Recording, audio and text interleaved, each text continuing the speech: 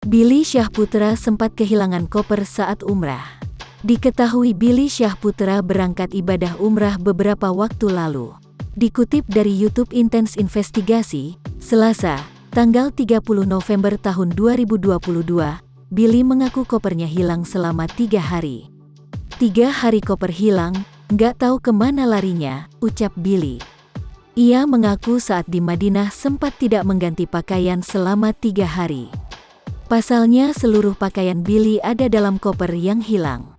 Selama di Madinah sampai nggak ganti pakaian, imbuhnya.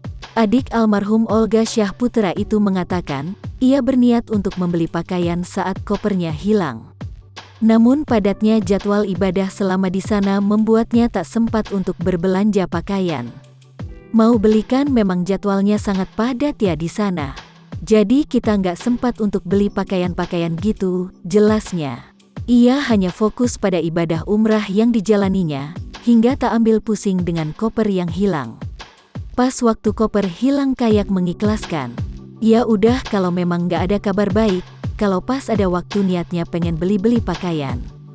Billy mengaku ikhlas pada kejadian yang menimpanya.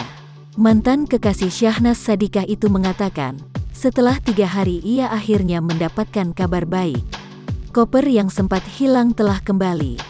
Tiba-tiba pas diikhlasin, selang 3 hari dapat kabar baik, ucapnya.